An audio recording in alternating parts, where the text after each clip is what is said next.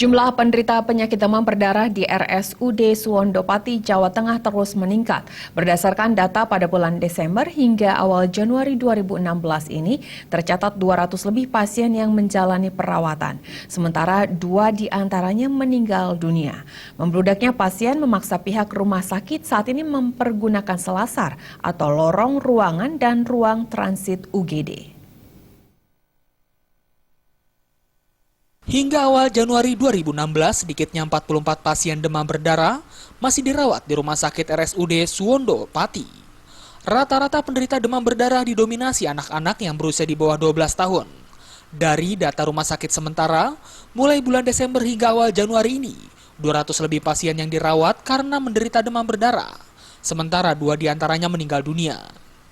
2 pasien yang meninggal tersebut datang ke rumah sakit dengan kondisi yang sudah buruk dan tak sadarkan diri. Setelah sempat mendapatkan bantuan medis, nyawa keduanya akhirnya tak tertolong akibat menurunnya trombosit. Sementara pasien yang saat ini dirawat sudah menjalani beberapa hari perawatan setelah sebelumnya merasakan demam tinggi. Bu, dirawat sudah berapa hari, Bu? Dirawatnya udah 3 hari di sini. Maksudnya hari Selasa siang. Awalnya gimana, Bu? Awalnya gimana, Bu, gejalanya, Bu? Awalnya panas, tiba-tiba jam 1:30 malam panas, terus menggigil. Langsung dibawa ke sini atau sempat dirawat di mana, Bu? Sempat saya berobat ke dokter. Dari bulan Desember hingga awal Januari, pasien penderita demam berdarah yang masuk rumah sakit dapat mencapai 5 orang per harinya. Pihak rumah sakit terpaksa memakai selasar atau lorong dan ruang transit UGD karena keterbatasan tempat. Dan masuk ke Rumah Sakit Suwondo Pati.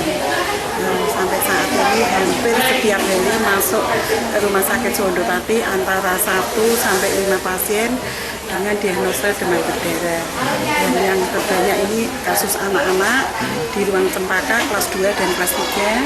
Saat ini penuh 32 tempat tidur tambah di barak. Untuk mengantisipasi membludaknya pasien, pihak rumah sakit akan menambah ruangan perawatan yang dikhususkan untuk penderita demam berdarah.